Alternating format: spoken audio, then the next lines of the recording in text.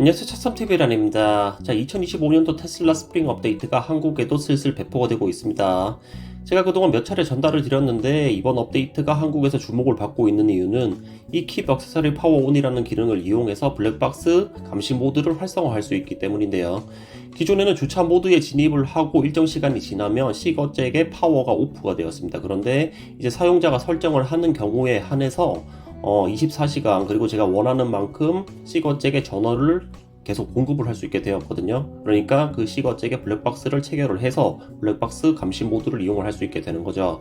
자, 사실 테슬라에는 센트릭 캠이라는 순정 감시 모드가 있습니다. 그런데 이게 모든 면에서 좋긴 해요. 그리고 이번 스프링 업데이트에 포함된 내용 중 하나가 B필러 카메라까지 센트릭 캠 모드에 포함이 되게 됩니다. 그러니까 좀 더 풍부하게 360도 감시가 가능하게 되었죠. 그런데 가장 큰 단점이 전력 사용량입니다. 전력 사용량이 너무 크다. 그리고 음성이 들어가지 않는다는 이런 단점도 있긴 한데, 가장 큰 문제점이라고 하긴 그런데 가장 큰 이슈는 이 전력 사용량이에요. 그래서 이 전력 사용량을 줄이기 위해서 이 블랙박스가 검토가 되고 있는 거고요. 그래서 차이를 보도록 하겠습니다. 자, 일단 블랙박스 모드 그리고 센트릭캠 모드입니다.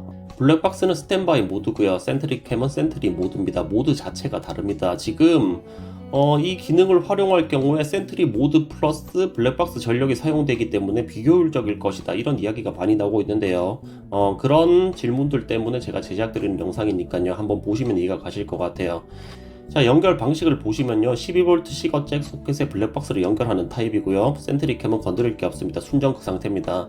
자, 전력 사용이 되는 파트를 보시면 BMS, 시거잭, USB 등 최소 시스템에 사용이 되고 있고요. 센트릭캠 같은 경우는 일단 카메라가 정말 많죠. 360도 카메라, 그리고 오토파일럿 하드웨어, 그리고 녹화 장치를 돌리는데도 전력은 사용됩니다. 그러니까 전력 소모가 많은 거고요. 자, 다음 전력 사용량입니다. 지금 이 킵 액세서리 파워온 모드에 대한 정확한 전력 사용량이 알려지지 않고 있기 때문에 일단 무공조 캠프 모드, 우리가 차박을 할 때 사용하는 기능이죠. 이 전력 사용량을 베이스로 했고요. 그리고 딥슬립 모드도 베이스로 했습니다. 딥슬립 모드 같은 경우는 시간당 1W가 사용이 되고요. 무공조 캠프 모드는 약 100W가 사용이 됩니다. 그래서 지금 제가 볼 때는 테슬라에서 바보가 아닌 이상 이 캠프 모드만큼의 전력이 소비되도록 이 스탠바이 모드를 설정하지 않았을 거예요. 그래서 최소 10W, 최대 50W를 기준으로 두고 계산을 해보도록 하겠고요. 그리고 블랙박스 같은 경우는 이것도 무슨 초전력 모드, 주차 모드 전부 다르기 때문에 강제 주행 모드, 강제 녹화 모드와 초전력 모드 기준으로 2에서 8W 기준으로 계산을 해봤습니다. 그리고 센트리 모드 같은 경우는 현재 알려진 바 기준으로 250에서 300W 정도 시간당 소비된다고 되어 있는데 250W 기준으로 잡겠습니다. 자, 24시간 기준으로 보면요, 시거잭 블랙박스는 0.288kWh에서 1.39kWh 정도가 소비될 것으로 예상이 되고요. 센트리 모드는 약 6kWh 소비될 것으로 예상이 됩니다. 그래서 24시간 감시 비용을 계산을 해보면요, 슈퍼차저 339원 충전 기준, 시거잭 블랙박스는 약 100에서 500원 정도, 그리고 센트릭캠은 24시간 기준 약 2,000원이 사용되게 됩니다. 그래서 한 달 기준으로 보면요, 블랙박스는 3,000원에서 15,000원 정도, 그러니까 최대 15,000원 정도로 보시면 될 것 같은데, 제가 볼 때는 10,000원 언더가 될 것 같아요. 50W도 채 사용하지 않을 것으로 저는 예상을 하고 있거든요. 그런데 센트릭캠 같은 경우는 하루 2,000원이니까 월간 약 6만원 정도가 들어가게 됩니다. 엄청난 차이죠.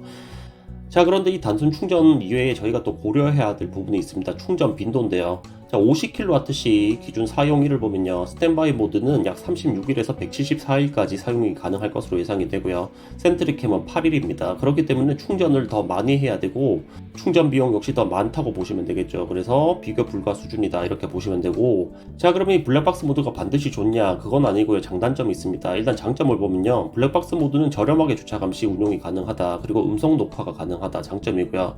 센트릭캠은 B필러 캠이 추가가 되면서 보다 폭넓은 360도 감시가 가능하게 되었습니다. 그리고 순정 상태 그대로 이용을 할 수 있다는 장점이 있고요. 단점을 보시면요, 블랙박스는 초기 비용이 발생을 하고 파트를 탈거해야 됩니다. 왜냐면 케이블을 숨겨야 되기 때문에요. 그리고 사이드 감시가 취약해요. 앞뒤만 찍기 때문에. 그래서 문콕 감시에 최적화가 됐다고 말씀을 드리긴 좀 힘들 것 같고요. 자, 그리고 최대 단점인데요, 주행 모드로, 그러니까 제가 계속 이슈로 말씀드렸던 주차 모드 진입을 못 시키고 감시가 되게 된다면 시간당 10GB 정도의 메모리 용량이 사용되게 됩니다. 주차 모드를 이용하면 1GB 언더인데 주행 모드는 10GB 이상이 사용이 되게 돼요. 그러니까 뭐 128기가 같은 메모리를 사용을 한다고 하더라도 12시간 남짓밖에 저장이 안 된다는 최대 단점이 있습니다. 자, 그리고 센트리캠은 사악한 주차 감시 비용이 단점이고 음성 녹화가 불가능하다, 이게 단점입니다. 자, 그래서 이 시가책 블랙박스 같은 경우는 이런 단점이 있기 때문에 사실상 주행 모드로는 이용하기가 사실 힘들어요. 그래서 제가 몇 개 업체에 제안을 했고, 그 중에 2개 업체에서 현재 프로그래밍을 하고 있다고 기존 영상에서 말씀을 드렸었습니다. 자, 그래서 2개 업체에서 현재 주차 모드 프로그래밍을 하고 있습니다. 좀 더 기다려 보시면 될 것 같고, 현재 기준 길면 5월 중순 정도의 결과가 나올 것 같다고 하거든요. 그래서 좀 더 지켜보시면 될 것 같고, 업체명을 계속 물어보시는데 아직까지 오프 더 레코드입니다. 계속 말씀을 드리고 있지만, 그래서 말씀을 드릴 수 없다는 점 양해 부탁드리고요. 자, 그래서 여기서 보시면 아시겠지만 시거잭 블랙박스 같은 경우는 전력 소비량은 큰 이슈가 아니에요. 이 저장 용량 확보, 이게 큰 이슈입니다. 그래서 주차 모드에 반드시 진입을 시켜줘야 됩니다. 그런데 현재 기준 제 주니퍼가 5월 말에서 6월 초 정도에 나올 것 같거든요. 그래서 아마 저는 어디로 결정이 되든 둘 중에 하나 선택이 가능할 것 같은데, 지금 당장 하셔야 되는 분들도 계시기 때문에 정리를 드리도록 하겠습니다. 일단 주차 모드 진입의 프로그래밍이 완벽하게 돼서 오류도 안 뜨고 구현이 됐다, 이 경우에는 블랙박스만 달면 되겠죠. 그래서 이 같은 경우는 시거잭 Y케이블 2채널 블랙박스, 이 2개 업체 중 1개 업체를 장착을 할 겁니다. 업체 공개는 아마 5월 초에서 중순 정도에 드릴 수 있을 것 같고요. 이게 베스트긴 한데 안 될 수도 있잖아요. 안 될 수도 있기 때문에 이 경우에는 시거잭 Y케이블 그리고 G센서라는 걸 별도로 달 겁니다. 블랙박스에 G센서가 있지만 이 G센서로 주차모드 프로그래밍에 실패를 했다고 가정을 한다면 추가적인 G센서를 부착을 해서 액세서리 모드 진입을 시켜줄 수가 있습니다. 그래서 2번 같은 경우는 뭐 지금 당장도 구현이 가능하기 때문에 2번으로 갈 것 같고요. 만약에 주차모드 개발에 성공을 한다, 업체들에서, 그러면 개발에 성공한 블랙박스 중 하나를 달아서 1번으로 구현을 하도록 하겠습니다. 그래서 지금 이제 4월 말이 다 되긴 했는데 아직까지 확정이 아니기 때문에 말씀드릴 수 없다는 점 양해 부탁드리고요. 아무쪼록 잘 해결이 돼서 주차모드 프로그래밍이 완벽하게 됐으면 좋겠습니다. 그러면 시거잭 플러스 블랙박스로 간다면 완벽한 감시 모드 구현이 가능하겠죠. 자, 그럼 오늘 내용 여기까지 하도록 하겠고요. 차3TV란이었습니다. 감사합니다.